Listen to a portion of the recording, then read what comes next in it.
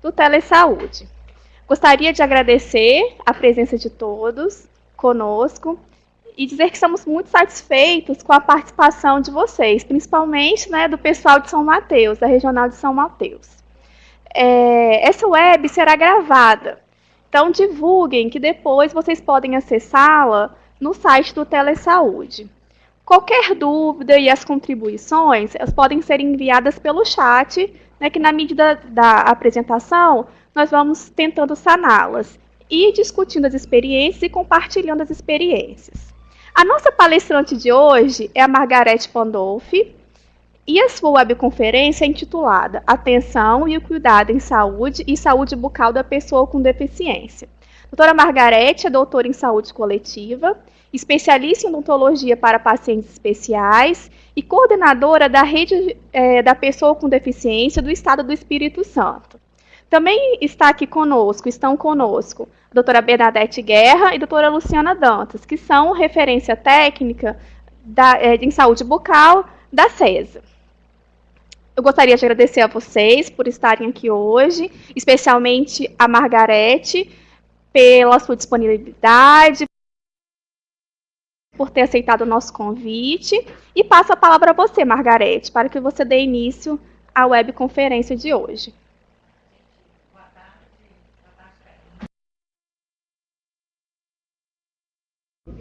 Aqui nós estamos vendo que para botar uma webconferência dessa no ar é um trabalho muito grande. Então, já de antemão agradecer a todos vocês. E falar do prazer que a gente tem de falar de um tema tão importante, né? Que muito mais do que cuidado em saúde e saúde bucal, é um tema que trata de direitos humanos, né? E é um tema internacionalizado. Né? O Brasil ele é signatário, ele assina convenções internacionais na busca da igualdade,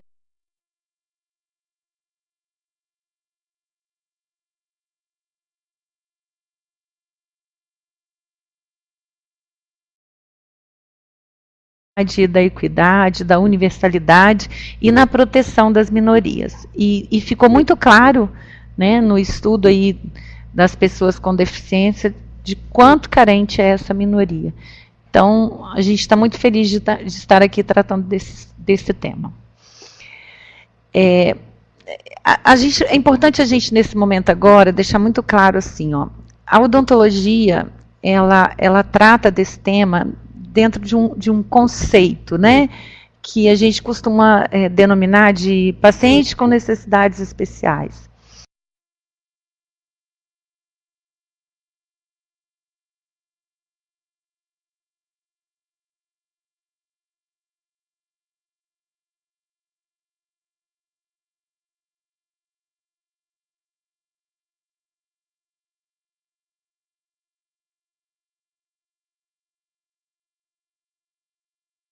O Brasil tem um compromisso desde 2012 de alinhar esses conceitos e alinhar esses nomes, né, essas denominações. Na verdade, nós tratamos hoje da pessoa com deficiência, desde a Convenção da Guatemala, em 2007, que já está muito claro que o conceito da pessoa que tem algum tipo de barreira, algum tipo de necessidade, algum tipo de limitação em necessidade, seja física, seja funcional, seja intelectual, né? Elas são pessoas reconhecidamente e conceitualmente taxadas como deficientes. No Brasil há um certo preconceito com esse tema, né? Nós precisamos alinhar isso. Né? E há um acordo internacional para que o Brasil faria isso nos últimos 5 anos, e a odontologia precisa fazer isso, né? Então, é importante que a gente entenda que quando a gente trata da pessoa com deficiência, nós estamos tratando da pessoa especial, né? É o nome que a odontologia precisa dizer. O Brasil, a odontologia precisa até mudar o nome da especialidade, né? Tem que se fazer uma proposta para que o nosso Conselho Federal entenda isso da forma como está colocado internacionalmente e mude até o nome da especialidade. Bom, já nos aprofundando aí na questão da pessoa com deficiência, a gente quer ressaltar também que o Brasil ele é o 5º país mais incluso das Américas. né? Já desde o ano 2000, que o Brasil vem despontando aí na questão da legislação, né, de proteção e inclusão da pessoa com deficiência.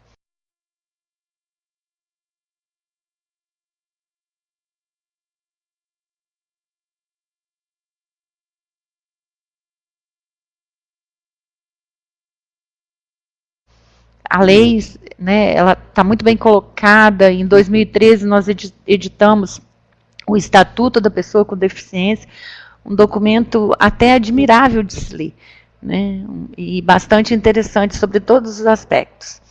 Mas nós sabemos muito bem que a distância entre a prática, né, e a legislação ela é muito grande, entre o ordenamento e esse apelo social ainda é muito grande.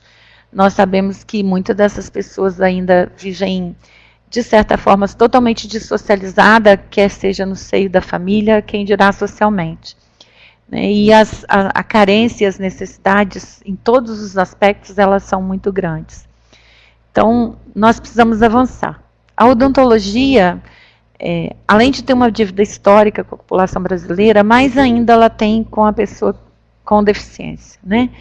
Nós precisamos trilhar aí muitos degraus de nossa escada na direção, né, ao encontro dessas pessoas, ao encontro de resgatar o mínimo de dignidade ao sorriso, à qualidade de vida dessas pessoas. Mesmo sabendo que esse tema é um tema histórico, né? Na Bíblia já se fazia menção, né? Jesus sempre ele falava, né? Ele acolheu as pessoas, o aleijado, o incapaz, vinde a mim, né? As criancinhas. Então, existem falas bíblicas. Nós temos personagens ao longo da história que também tiveram limitações e que sempre foram tratados, né, com algum tipo de preconceito, apesar de estarem em posições, às vezes, sociais privilegiadas, mas mesmo assim, pelas suas deficiências, elas eram, né, excluídas do contexto social. Segundo um relatório da OMS, a gente vê muito hoje assim, crianças sendo maltratadas, o chamado bullying por ter deficiências, né, no âmbito da escola. A gente costuma ver motorista de ônibus desrespeitarem as necessidades dos passageiros. Eu não diria nem motoristas, porque são as próprias empresas, né? Quando as empresas de transporte coletivo não dispõem de um aparato que favoreçam, né, o cuidado e a acessibilidade dessas pessoas, a gente já trata isso com certa indignidade, né? Então, está claro muito bem que nós não estamos preparados para recebê-los. As questões das calçadas, apesar de terem, né, regras universais, o chamado desenho universal, apesar de sermos signatário de legislação sobre acessibilidade, nós ainda não conseguimos acompanhar essa legislação sobre o aspecto da prática, né? Em relação à odontologia, a nossa chamada especialidade, odontologia para paciente especial, ela foi criada com o objetivo de avançar na direção dessas pessoas sobre o aspecto positivo. Mas também há um paradigma nessa questão. Temos uma legislação, né, nós temos competência para tal, mas não conseguimos construir no aspecto da prática uma especialidade que conseguisse acolher essas pessoas em número e grau, né? Hoje nós temos um número mínimo de especialistas, não temos cursos abertos formando mais, pouquíssimas universidades destinam na grade um espaço para essa especialidade, né? Agora que alguns currículos estão avançando, queria fazer uma ressalva para o Espírito Santo, né? Todos os 4 cursos de odontologia que nós temos aqui têm a disciplina, né, com uma carga horária mínima de 80 horas. Isso é muito bom, porque ela vai criando, né, uma certa cultura de cuidado com essa pessoa e desmistificando, né? Eu costumo dizer que a pessoa especial ou a pessoa com deficiência para nós, ela é como se fosse uma bonequinha de porcelana que a gente não pudesse tocar. Então, é melhor deixar bem distante, né? Essa é a minha visão pessoal com relação a essa pessoa. Mas o Espírito Santo tem avançado nessa direção. Isso não é um padrão nacional, ao contrário, nós não temos cursos de especialização, nós não temos as disciplinas, nós não temos professores sendo formados nessa área, nem mestrado, nem doutorado, temos algumas iniciativas bem incipientes, né? O motivo pelo qual o Conselho Federal e a odontologia avançou na direção dessas pessoas é que, em função da inclusão promovida pela educação e por todas as outras instituições e segmentos, né, essas pessoas começaram a bater na nossa porta, né? Essas pessoas começaram a perceber que cuidar da saúde bucal estava intimamente relacionado à sua própria qualidade de vida e que elas podiam buscar bem-estar e felicidade no âmbito da unidade de saúde, do consultório odontológico, e nós não estávamos preparados para isso. Então, esse AP, né, essa busca do nosso próprio Conselho da Odontologia de avançar na direção do conhecimento e do valor social da odontologia em direção a essas pessoas, ele foi quase que imposto, né? E é impossível hoje a gente tratar dessa questão sem que a gente esteja preparado para tal. Tá?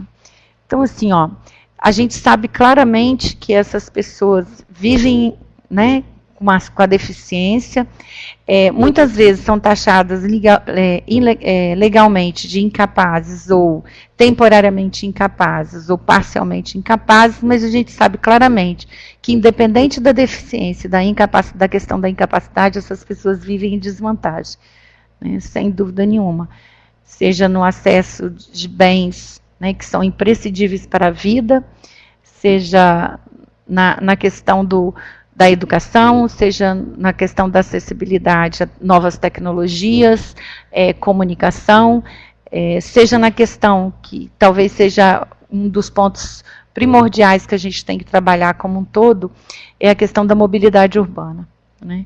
Nós sabemos claramente que essas pessoas têm limitação de acessibilidade pelas questões das barreiras físicas que lhes são impostas. Quem dirá as demais barreiras que estão aí no nosso dia a dia. Então, assim, ó, temos que reconhecer essa limitação, temos que reconhecer a desvantagem que essas pessoas vivem, para que a gente possa criar mecanismos e meios para que essas pessoas sejam protegidas no nosso dia a dia. Isso aí está muito claro para todos nós. E quem são essas pessoas? Né? De que a gente está falando? Quem são as pessoas que vivem em desvantagem? Né? Sobre o aspecto da saúde bucal, a gente vai falar um pouquinho. Mas é importante que a gente reconheça, né, que hoje há uma classificação, né, internacional, uma classificação adotada pela OMS desde 2001, que é a classificação de funcionalidade, incapacidade e saúde, a chamada CIF. Né? Hoje o Brasil adota essa classificação. E aí temos, reconhecidamente, a nossa classificação sobre as deficiências. Quais deficiências são essas? As físicas, né, muito fáceis de serem reconhecidas, porque elas estão à mostras, né? Então, quando a gente olha, a gente consegue ver. As auditivas, que normalmente as pessoas demonstram, né, e muitas vezes a gente não percebe. A visual, né, por uma questão de organização, essas pessoas estiveram no nosso meio e até por causa de um papel importante aí das nossas instituições, principalmente o Instituto Braille, ficou muito clara a existência dessas pessoas ao longo da vida. A intelectual, essas infelizmente elas estão emanando agora, porque muitas famílias decidiram, né, ao longo da história esconder os seus filhos. E as chamadas deficiências múltiplas, que são uma mistura de uma ou de outra, né? Algumas combinações, que essas também a gente está começando a se perceber agora. Né? Quantos tem, quantos são? Existe um estudo do IBGE, de 2010, feito por cidades brasileiras de fácil acesso, né? Só IBGE Cidades, tem um relato total de quantas pessoas com deficiência tem no Brasil e cidade por cidade. Então, nós sabemos claramente que a deficiência intelectual gira em torno de quase 24% da população, a visual 19%, a auditiva 5%, a motora 7% e as deficiências múltiplas 1,4%. Né? Então, em que regiões que essas pessoas moram? Né? A grande maioria ainda, né, está na região sudeste, até mesmo porque a maior população também se encontra aqui, né? Então, é inevitável que isso aconteça, não é uma questão de genética ou, né, outra coisa, é porque a maioria da população brasileira está concentrada na região sudeste, era óbvio que a gente fosse encontrar a grande maioria nessa região também, tá? As 5 primeiras posições são do estado de São Paulo, Minas, Rio de Janeiro, Bahia e Rio Grande do Sul. Também aí tem uma questão de terem esses estados, número maior de população, também se explica dessa forma. Tá? Mas a verdade é que essas pessoas estão em todo lugar. Né? É impossível negar a existência dessas famílias que vivem o dia a dia dessas pessoas, dos cuidadores, muitas em condições, né, até precárias, essas pessoas não tendo um lugar nem onde dormir, nem onde pegar um pouco de sol, muitas vezes trancafiados num quarto escuro, pelas dificuldades da vida mesmo. Né? Sabemos claramente hoje que a maioria dessas pessoas são cuidadas pelas mães. Né? Infelizmente, o Brasil experimenta uma estatística muito ruim sobre a pessoa com deficiência, que é desfazer a estrutura familiar. Né? Normalmente, o homem vai embora. Né? A gente não tem uma explicação ainda científica sobre a ausência da figura do pai, né, no contexto da pessoa com deficiência, mas sabemos claramente que essas pessoas vão embora. Né? Então, a princípio, é uma breve introdução, era isso que a gente gostaria de falar para vocês sobre a pessoa com deficiência. Não podemos esquecer nunca de alinhar a questão da saúde bucal com essas pessoas.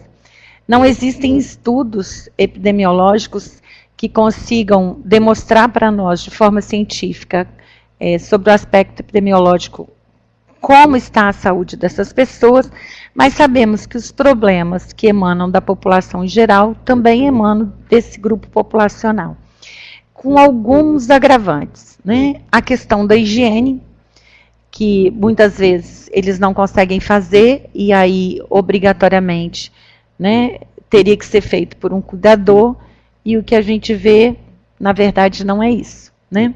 O cuidador está tão preocupado com as necessidades básicas dessas pessoas que acabam descuidando um pouco da higiene bucal. Então, nos levantamentos epidemiológicos que a gente tem a oportunidade de ver na literatura, a questão da higiene é uma questão preponderante. Né? Presença de gengivite associada, é óbvio, sem dúvida nenhuma.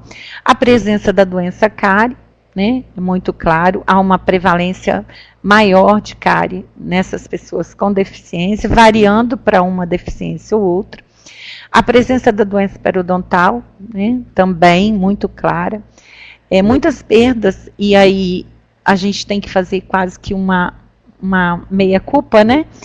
Que a verdade, essas pessoas não têm acesso a serviços, e quando têm, os serviços normalmente são bastante mutiladores. Né? Resta-nos, muitas vezes, a extração como alternativa final. Essas pessoas sentem dor, está muito claro, né? Então, sempre está muito associada à busca pelo serviço por causa da dor, sendo os pronto atendimentos muitas vezes como uma porta de entrada, e a gente sabe que nós não estamos preparados para receber esse público num pronto atendimento. Então, quando o serviço se organiza, ele se organiza muitas vezes em torno da atenção hospitalar, né? E aí a gente sabe as dificuldades que nós temos de acesso à atenção terciária ao hospital para cuidado em saúde bucal. Então as pessoas ficam à margem e acabam não tendo, né, seus cuidados ou tendo cuidados paliativos. Outro aspecto importante também é a questão da restauração e reabilitação associada a essas pessoas. Infelizmente, nós não conseguimos organizar, né, nem, quer seja na atenção básica, e aí eu acho que o Ministério está tendo uma iniciativa pioneira agora nesse ano, que é garantir uma certa formação para o cirurgião dentista para receber essa pessoa, e nós nos organizamos a partir da atenção secundária nos centros de especialidades para receber, eu diria para vocês que grande parte, né, mais que em torno de 80% das pessoas com deficiência, né, que poderiam estar sendo assistidos pela atenção secundária no CEL, foi a forma como a gente se organizou. A partir da política Brasil Sorridente e a partir dos centros de especialidades odontológicas, foi inserido, né, o especialista em pacientes especiais na política, no centro de especialidade, e desde os últimos 2 anos essa política tem avançado, né? Antigamente a gente se organizava em torno de agora, né, com uns programas de avaliação e com algumas novas portarias, o Ministério deu incentivo para quem tivesse 2 especialistas na área dentro do centro de especialidade, mas nós desbarramos com uma barreira, não há especialista, né, quer seja no Espírito Santo, quer seja no resto do Brasil, para ocupar esse espaço. Então fica muito claro que precisamos avançar. Com relação à atenção terciária, dentro do hospital, também são iniciativas bastante pontuais. Eu tenho alguns estados brasileiros que, né, se organizaram para receber essas pessoas no centro cirúrgico. A partir também, nesses últimos 2 anos, alguns hospitais estão se credenciando a receber esse serviço na tabela SUS. Também iniciativas bastante pontuais. O Espírito Santo tem se organizado para isso, sem dúvida nenhuma. Informações muito importantes, quer seja para atenção ao fissurado, quer seja para atenção à criança, né, que precisa de atenção básica odontológica, mas que precisa do hospital por questões relacionadas à própria deficiência, quer seja aquelas pessoas que necessitam, né, da atenção hospitalar por outros aspectos mesmo, até uma logística no atendimento.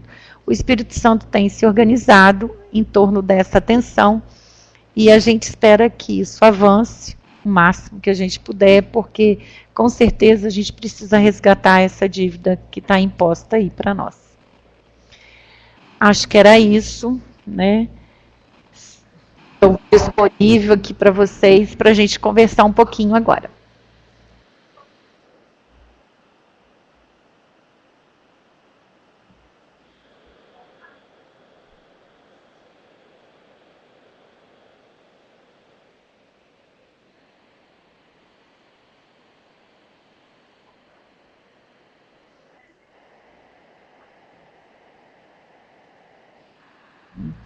Quando eu falei que o Brasil, assim, ele está ordenado, ele tem se organizado muito bem sobre o aspecto da legislação, assim, ó, isso não é pontual, né? Existe uma iniciativa que tem começo, meio e fim, ou está hierarquizada.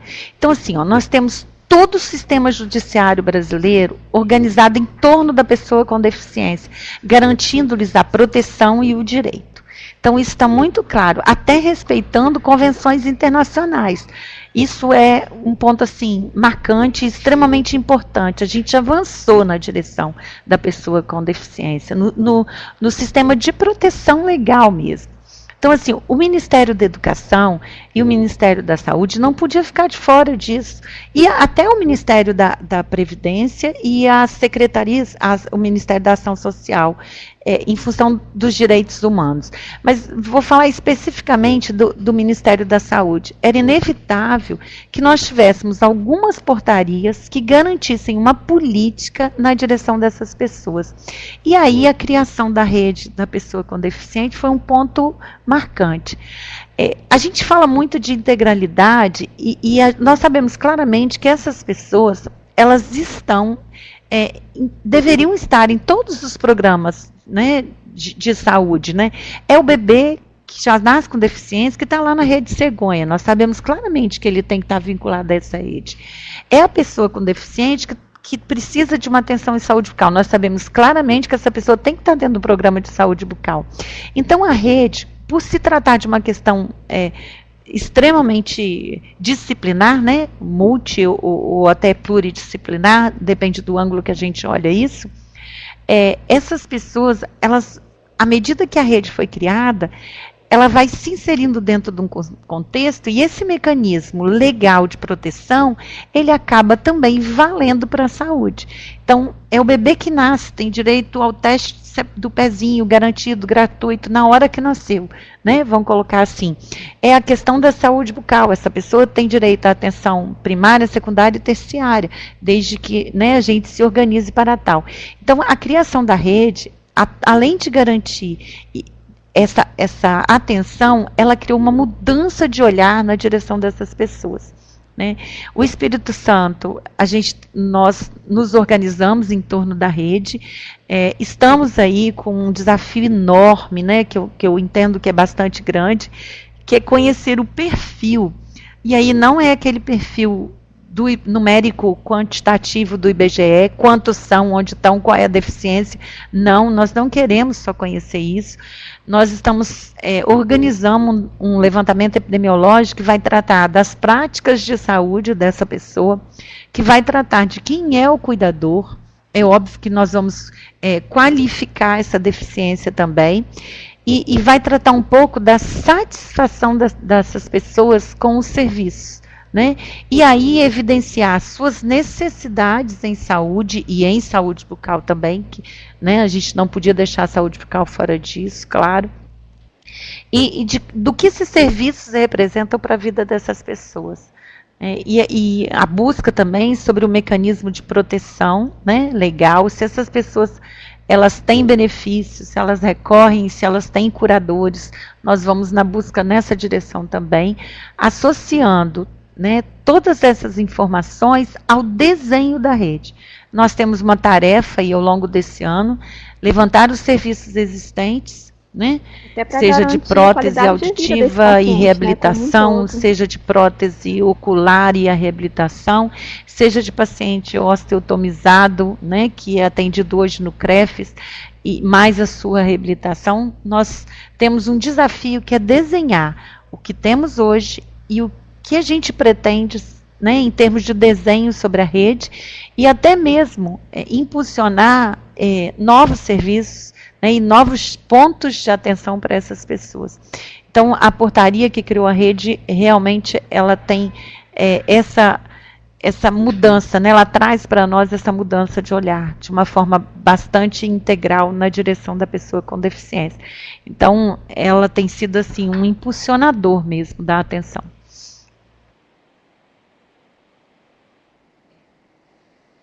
A nossa visão, assim, né, é sempre, eu falo que eu gostaria de ter um sonho, assim, particularmente. Eu queria saber muito como vive quem cuida, principalmente a mãe, né, qual é o seu sentimento diante, né, do filho e dessa questão do cuidado, né, isso é um sonho.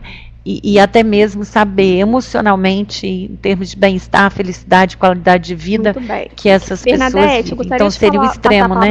O extremo da atenção. Como que está o cuidado, se nós conseguirmos garantir as necessidades básicas, o cuidado em saúde, né? Essa questão da socialização, né? Essa questão da própria educação também, né? Porque mesmo que essas pessoas, muitos deles não têm educação formal, mas elas são capazes, e o que a gente procura trabalhar agora é a inserção pela apreensão, pela percepção de mundo. Então, é um processo de aprendizado que deveria ter começado bem cedo ao nascer, né, e que não foi possível, né, foi negado a essas seriam oradas como as bonequinhas. Então, a gente tem um longo caminho, mas eu gostaria muito de poder um dia perceber, medir essa percepção, esse sentimento dessas pessoas diante da vida. Então, a busca é sempre qualidade de vida, isso não é para dúvida, não. Então, com esse curso que o Ministério da Saúde, junto com a Secretaria e que a Margarete pegou a coordenação, nós estamos tentando trabalhar, se no final desse curso a gente tiver pelo menos quebrado esse paradigma de que a gente precisa olhar essa pessoa portadora de necessidades especiais dentro da atenção primária, nós vamos ter um grande ganho. O que a gente faz hoje não conseguiu, manda para o centro de especialidade. Então, a gente vai estabelecer até um protocolozinho que a gente está trabalhando em tentativas para depois estar mandando para esse centro de especialidades e, finalmente, aqueles pacientes que realmente necessitam, que vão ser avaliados em forma de mandar para atenção terciária. A nossa atenção terciária é realizada em 2 hospitais, um é no IMABA e o outro no Dório Silva. O IMABA trata de criança de 0 a 17 dias e um dia para completar 18, que é considerado criança, e o outro vai para o Dório Silva, os pacientes adultos. A gente ainda está fazendo uma marcação que a gente pretende mudar, mas a princípio no IMABA, com a atendente Cirlier, vocês podem estar ligando quem precisar, para o telefone 3636 3186. Ela faz o agendamento e vai falar para vocês todos os exames que porventura vocês venham a precisar para estar realizando isso a nível de centro cirúrgico.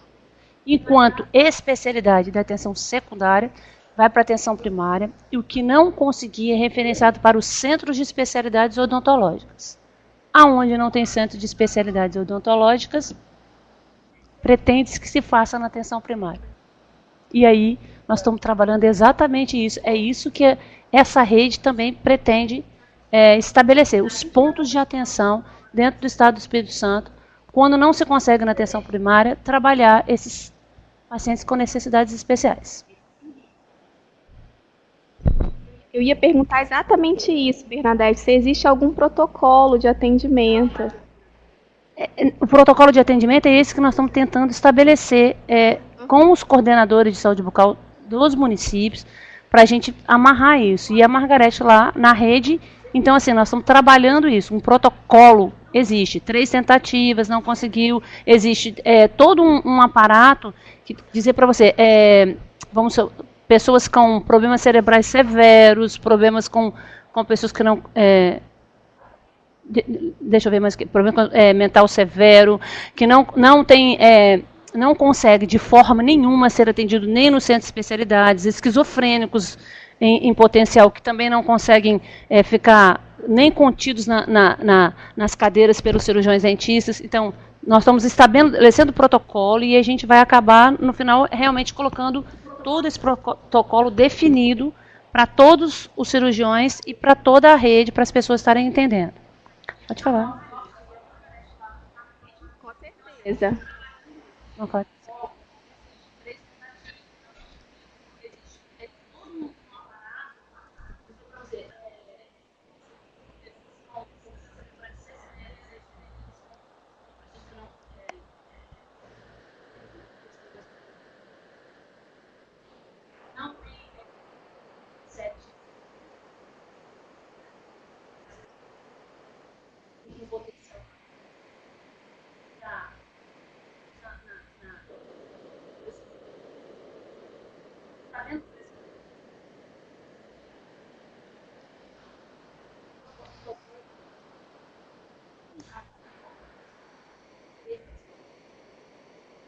Posso complementar, Karina?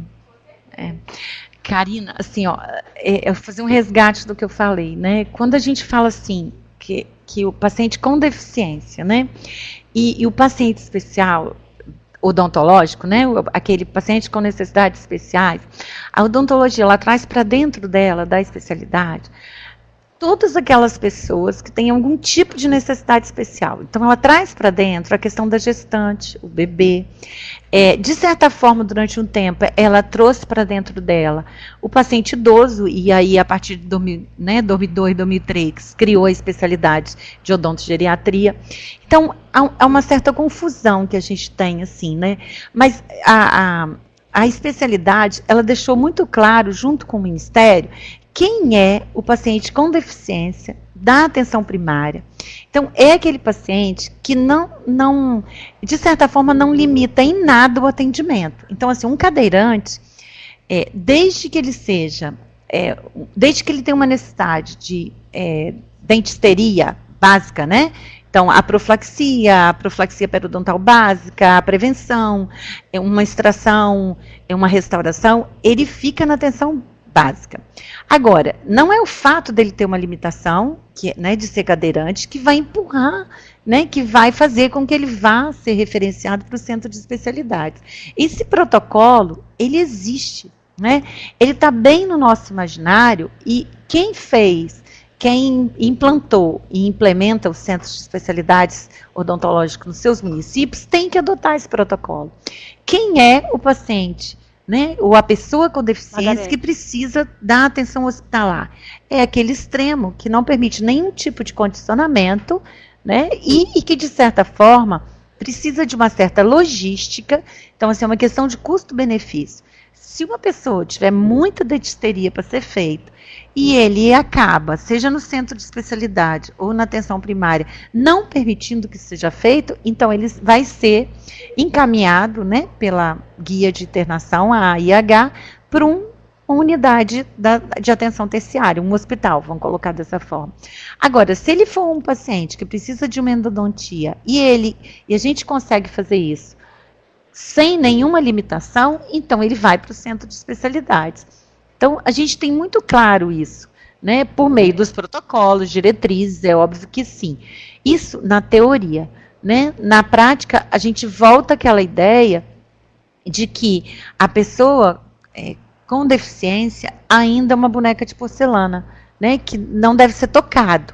Então, eu preciso me livrar. Eu não sei segurar, eu não sei, né, conversar, eu não sei diagnosticar, eu não sei estabelecer dentro de qual protocolo, né, ou de qual diretriz essa pessoa se encaixa, então eu preciso me livrar dela o mais rápido que eu puder. E aí eu acabo, né, empurrando essa pessoa, seja para o centro de especialidade, seja para atenção terciária, seja para iniciativa privada, e a gente tem que vestir a carapuça. É por ignorar mesmo, é por não conhecer a pessoa com deficiência que a gente faz isso, né? Porque a partir do momento que você conhece, que você convive, os protocolos e as diretrizes, eles caem muito bem, né? Eles são apreendidos de uma forma bastante indicativa de que o resultado final da atenção vai ser muito positivo para todo mundo. Eu não tenho dúvida. Tá? Mas os protocolos existem sim. O Espírito Santo, ele é um avanço, né? Eu me lembro claramente que o primeiro CEL, né, de Vitória, a Gilceia, o protocolo lá idealizado Mateus, ela também coloca aqui no chat que muitas vezes foi os profissionais não querem nem tentar de Saúde atender esse paciente. Para todo o então, Brasil. Acho que é o grande nosso foi uma experiência, um grande desafio de construir que a rede, que essa a PS especialidade tem. No CEL Vitória. Foi uma experiência indicativa de sucesso até para o resto do ressaltar Brasil. O que a Margarete falou então, sobre a gente o protocolo. Está avançando, e sempre sim, lembrar não tenho dúvida. que É óbvio que os protocolos ele é soberano local, em estabelecer eles seu têm que se protocolo. adequar às realidades tem que levar locais, em consideração eles não podem ser uma receita de bolo, mas o mínimo de um protocolo é igual para todos nós. Um protocolo para atender esses pacientes com necessidades especiais. Quanto a Gil, a gente já estava trabalhando isso há muito tempo, essa receita de bolo inicial, esse mínimo do protocolo deve ser adotado por todos eu acho nós. que depois desse curso, Gil, pelo menos para referenciar essas pessoas, o Norte vai ter aonde referenciar, talvez até numa unidade básica, enquanto não se implanta um centro de especialidades odontológicas. Então vamos...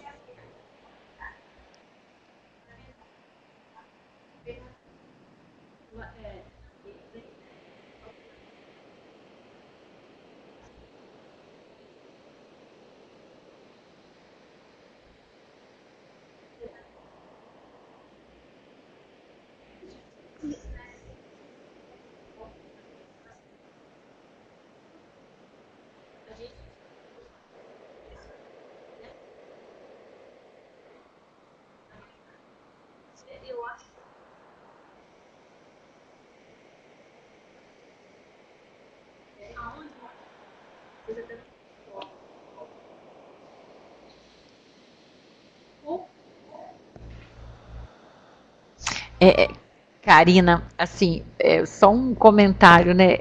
E isso é uma coisa que vem, né, no imaginário, né? Porque hoje eu comento com os meus alunos a respeito do atendimento da pessoa com deficiência e eles correm, né? É muito difícil você construir ou desconstruir, na verdade, né, essa coisa que foi plantada ao longo da história na odontologia, né? Como eu não sei cuidar, então eu acho que aquilo tem que ficar longe de mim, porque é o extremo do cuidado, eu não sei lidar com aquilo, e parece que eles já nascem, né? A nossa formação também é um pouco né? deficiente, né, Margarete? Esse estigma. Então, acho que poucos isso acaba dos por nossos contribuir alunos avançam, né? Nós tivemos uma de não experiência querer atender esse bastante paciente. interessante na universidade e desconstruir isso foi muito fácil para alguns, mas no todo foi bastante difícil, eu não tenho dúvida. E hoje eu acredito que alguns professores que lidam com essa questão da pessoa com deficiência encontram a mesma barreira que a gente tem encontrado aí no ensino, né? Isso na graduação. Na especialização, então, os resultados de formação, eles estão muito claros, né? Só o fato de não ter curso já diz que as pessoas não se interessam, né? Sem dúvida nenhuma.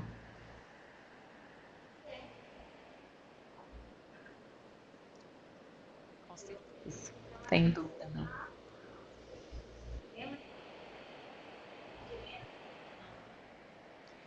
E assim, eu costumo dizer assim que isso é um pouco assustador, né? Porque na verdade, todos os nossos pacientes, nossos clientes, eles são pessoas especiais. E à medida que a população está envelhecendo, à medida que o mundo moderno, né, mais estresse, vai tornando essas pessoas cada dia mais especial. Então, eu costumo dizer que a especialidade que me favorece reconhecer e até cuidar dessas necessidades, ou, né, que podem até vir a ser uma deficiência no futuro, no caso da odontologia, a especialidade, né, de odontologia para pacientes com necessidades especiais.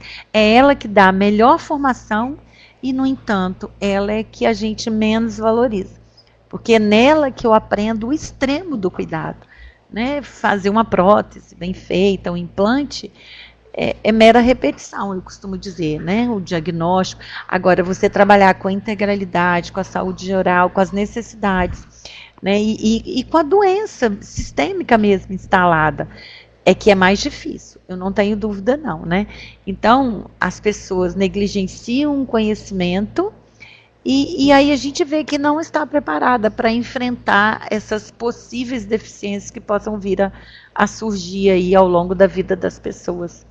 Né? Porque em meio a isso, bom, Margarete, além então gostaria de agradecer, já vou encerrando por aqui, agradecer a sua presença, né, conosco, que pela palestra super esclarecedora, eu ainda tenho aquelas muito que o bem meio produz, né, que o ambiente produz. Obrigada então, mesmo por ter aceitado o nosso convite, pela solicitude, pela disponibilidade. Então, agradecer também fala, a presença da doutora Bernadette, crack, sempre aqui conosco, contribuindo. Né? Da questão e da doutora das Luciana Dantas também, que acompanhou mentais, a nossa aí, webconferência. Né, do mundo moderno. Também gostaria de agradecer das outras deficiências, a presença, né, de todos, idoso, da Jusceia, né, o idoso da acamado, região que eu de tenho São que aprender a cuidar. E ratificar que essa webconferência foi gravada. Então vocês podem acessá-la, né, no site do Telesaúde. E esse então é um divulguem essa informação que é muito importante. E esse assunto é muito importante e interessante para que as pessoas conheçam e possam cada dia mais, cada vez mais, entender desse assunto e atender as pessoas com deficiência. Então,